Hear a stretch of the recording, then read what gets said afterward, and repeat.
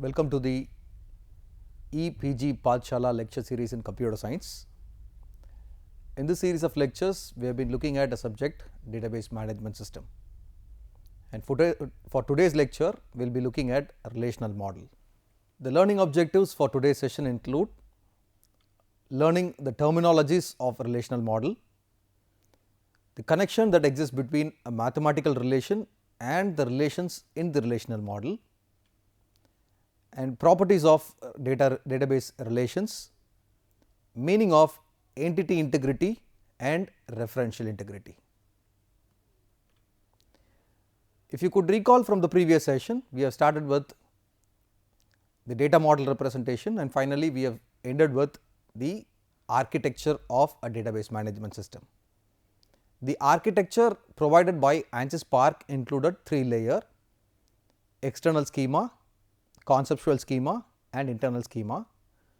This internal schema is otherwise called a physical schema, conceptual schema is otherwise called a logical schema, and the external schema is the user's perspective of a mini world. This 3-tiered schema architecture has several mappings among schema levels and are needed to transform requests and to transfer data. Programs refer to an external schema and are mapped by the database management system to the internal schema for execution. The differences between the 3 layers that we have seen in the ANSYS-PARC architecture are represented clearly here. When you look at the external schema, for a staff who is working for a particular department, it will be stored, the attributes of a student or staff relation will be stored like this: staff number, staff's first name, last name, age, salary. This will be a particular view, whereas another view to the same table is being referred as staff number, staff's last name and branch number. So, this is how people will initially perceive with different applications. And when it comes to conceptual schema level, the conceptual schema actually stores the schema of the entire table, which has the following list of attributes: say staff number, first name, last name, date of birth, salary, branch number. If you can recall from our previous sessions, instead of age as one of the attribute, this conceptual schema stores the value as date of birth. So, for a database to be more effective, it is not to be stored as age, the attribute is not to be stored as age, instead it should be stored as date of birth, from where age can be easily mapped. So, the conceptual schema really gives a clear understanding on the logical level from the physical aspects of it, but the external level might use only few of the attributes from the logical level, other view uses only 3 of the attributes from this particular logical level. Whereas, the same when it is represented at the internal level or the physical level, it will be like this format. The staff will be maintained as a structure, struct staff, and staff number along with its data type, branch number along with its data type, first name limited to a character size of 15, last name limited to a maximum of 15, date as date of birth format, salary in floating point values, and staff next, which is a pointer to the next staff record, and all these values will be indexed with staff number and branch number as its key values. So, this defines a clear index for the staff. So, when you look at the 3-tiered architecture with the previous one and the last current slide, this gives you a clear picture of the external view, conceptual view and the physical view of the system. To look at one of the major functionality of this database management system, it supports data independence. This data independence is in turn related to a logical and a physical data independence. Logical data independence means the capacity to change the conceptual schema without having to change the external schema and their application programs. So, anything that has a major change at the conceptual level without affecting at the external level. So, here we can note a point on age has been changed to date of birth. So, date of birth is the actual attribute that is getting stored at the conceptual level, whereas the external views are wanting as age. So, it can be converted and given. So, that is the actual representation, the capacity to change the conceptual schema without having to change the external schema and their corresponding application programs. Physical data independence, the capacity to change the internal schema without having to change the conceptual schema. If you majorly look at salary cannot be float at some point in time, but then that cannot affect the conceptual schema here. So, it is generally mentioned as salary, but here it has been defined at the internal level as float. It can even be an integer. So, to a rounded off value. So, this does not majorly change the conceptual schema level. So, all the attributes that are mapped at the conceptual schema are basically being present at the physical schema. So, any changes at the physical schema does not majorly change on the conceptual schema. So, that is a clear indication of data independence.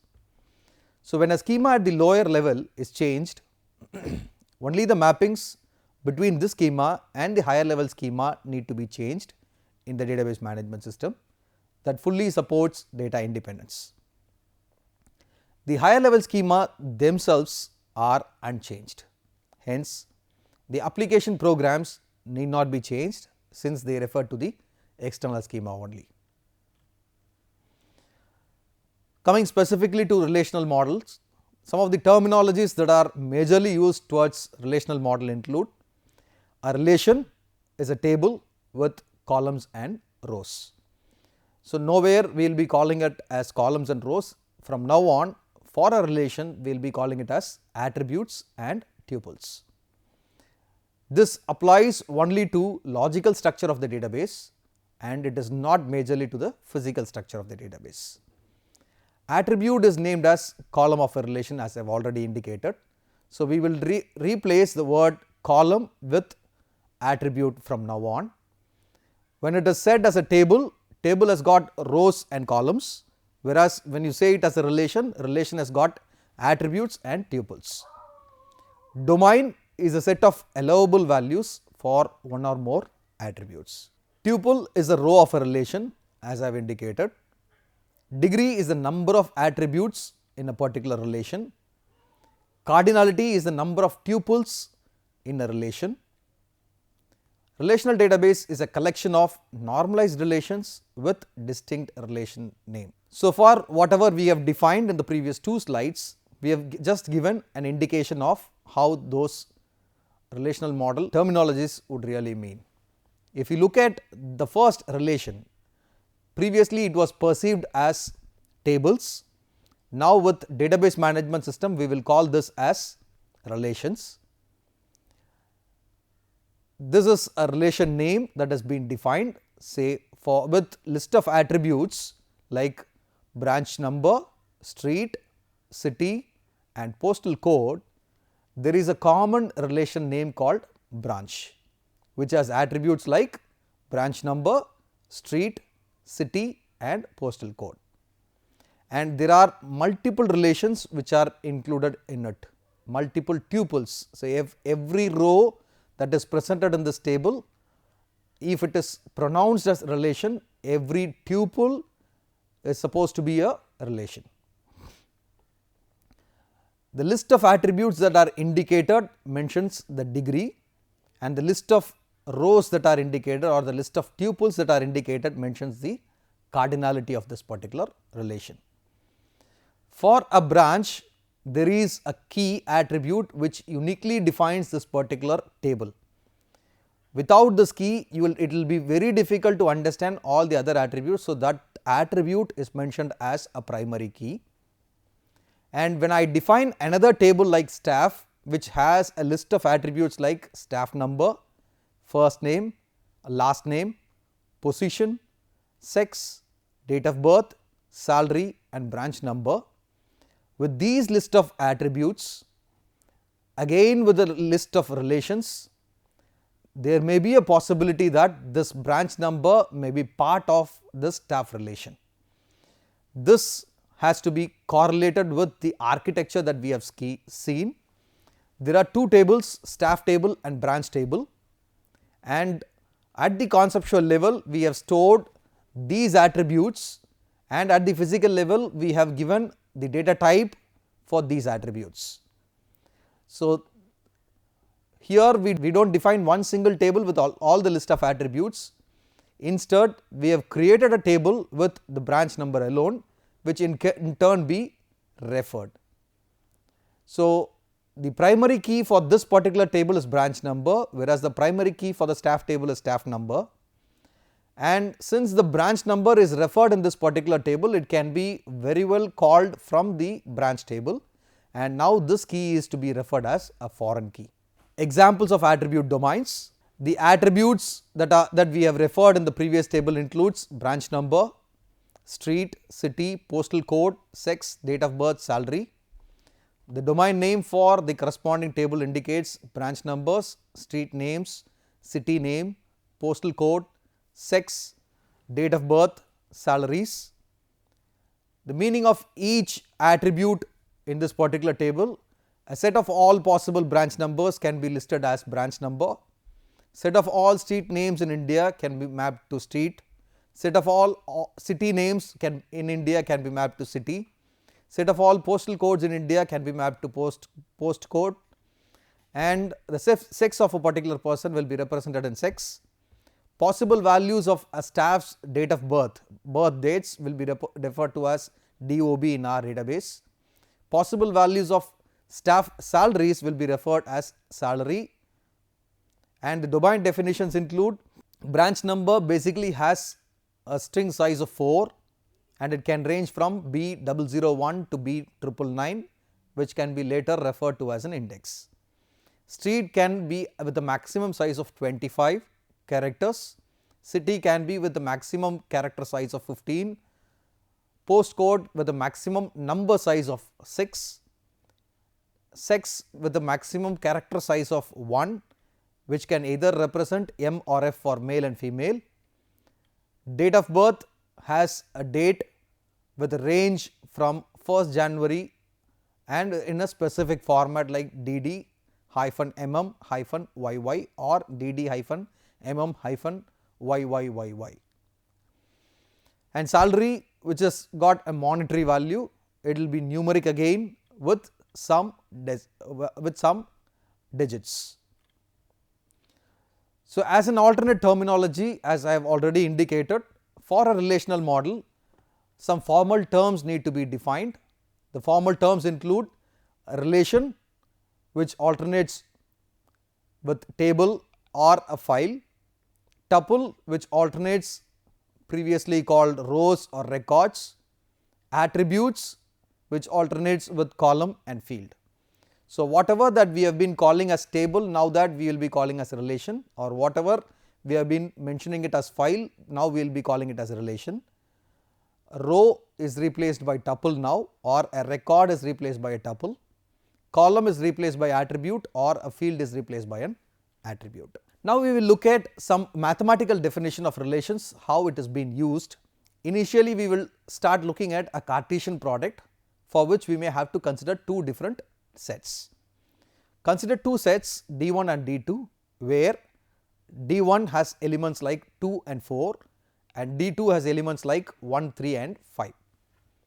So, when you do a Cartesian product, which is supposed to be an operation performed between two different sets, is a set of ordered pairs where first element is a member of D1 and the second element is a member of D2, which actually means D1 cross D2, which implies 2 will be mapped to 1, again 2 will be mapped to 3, again 2 will be mapped to 5. You will get 3 different set values 2 1, 2 3, 2 5. For the second value of the first element, second element of the first member, that is 4, will be mapped to the first element of the second member, which is 4, 1, 4, 3 and 4, 5. So, this Cartesian product will multiply basically two different sets, but then arrive at a list of values. An alternative way is to find all combination of elements with the first from D1 and the second from D2. Any subset of Cartesian product is a relation. If you consider 2, 1 or 4, 1, this is part of the actual relation of a Cartesian product between two sets D1 cross D2, and this may specify which pairs are in relation using some condition for selection. For example, second element is 1 for both these relations, both these elements. So, if you look at this particular relation where the second element of this relation R is common, whereas the first relation if you look at it is 2 and 4, this can be represented as relation R is equal to x comma y, where x is an element of set D1, y is an element of set D2 and y is always 1. And this can alternatively be referred as, for a record S which has values x comma y, x is an element of set D1, y is an element of set D2, and looking at only this specific relation, x is twice y, it should be the other way, y is twice x. Consider 3 sets D1, D2, D3. If you are about to do the Cartesian product of these 3 sets D1, D2, D3, let us define an element of D1 as 1, 3, D2 as 2, 4, D3 as 5, 6. If we are about to do the Cartesian product between D1, D2 and D3, it will be like 1 will be mapped with 2 and with 5 of the other 2 sets, 1 mapped to 2 and 6 of the last set, 1 mapped to 4 and 5, 1 mapped to 4 and 6. So, that brings 4 elements, and 3 will be mapped to 2, 5, 3, 2, 6, 3, 4, 5 and 3, 4, 6. So, totally you will get 3 plus 3 plus 3 plus 3 6, 6 plus 2 8, 8 different elements for the Cartesian products that is performed between 3 different sets. So, any value that is a subset of these ordered triples is again a relation. So, we have started performing between 2 different sets. Now that we have done it for 3 different sets, now we will start defining the mathematical relation with n sets. So, Cartesian product of n set basically would be like D1, D2 up to n is usually be notated as D1, D2, D1 cross D2 cross Dn is equal to small d1, d2 up to dn, where d1 is an element of capital set d1, d2 is an element of set d2, likewise dn is an element of set dn, and is usually written in this format. And any set of n tuples from the Cartesian product is a relation of nth set. To further talk about database relations, we will initially talk about relational schema. Named relation defined by a set of attributes and domain name pairs are said to be relational schema. And set of relational schemas each with distinction name will be mentioned as relational database schema. So, some of the properties of this relations include relation name is distinct from other relation names. Relation name that we have considered so far are staff, student, course, branch. So, these are to be majorly distinct and should not be compared with any other thing. Each cell of a relation contains exactly one atomic value. Each attribute has a distinct name. Values of attributes are all from the same domain. each tuple is distinct. Every row that we have been representing in a table or every tuple that we have been representing in a relation is distinct. There are no duplicates that is allowed for a relation. Order of attributes has no significance. Order of tuples also has no significance theoretically. Now, we will define some list of keys. These list of keys are mentioned as relational keys. Initially, we will talk about super key. An attribute or a set of attributes that defines uniquely a tuple within a relation. For example, we have considered a relation branch which included only one key, that is branch number, with which you can uniquely identify all the other values from that particular relation. Then we called it as primary key. Now that we have a key called super key, either there can be only one value or a list of one or more values that uniquely identifies, then it becomes a super key. There is another key which is called candidate key, which is super key such that no proper subset is a super key within the relation. In each tuple of R, value of k uniquely identifies that particular tuple, that is, it maintains uniqueness. No proper subset of k has a uniqueness property, that is irreducibility. Looking at the primary key, candidate key selected to identify tuples uniquely within the relation is supposed to be a primary key. Alternate keys are candidate key that are not selected to be the primary key are supposed to be alternate key. Foreign key attributes or set of attributes within one relation that matches candidate key of possible relation becomes a candidate key. If you look at this particular relation, the primary key of this customer relation is supposed to be a customer ID, where with the forename or the surname will not be able to uniquely identify all the other values. So, we introduced a value called an attribute called customer ID that uniquely identifies this particular key, which is called a primary key. If you look at the list of constraints that a relation has to obey to look at a data model, null is one particular constraint. There should not be any value that should be left null in the primary key attribute. Say represents a value of for an attribute that is currently unknown or not applicable for a tuple, deals with incomplete or exceptional data, represents the absence of a value or and is not the same as 0 or spaces which are values. The other integrity constraints that include entity integrity, referential integrity and some of the general constraints. Looking at entity integrity is nothing but a base relation where no attribute of a primary key can be null. We will just see an example of an entity integrity. If I am to define a team, there are a list of attributes like team ID and team name.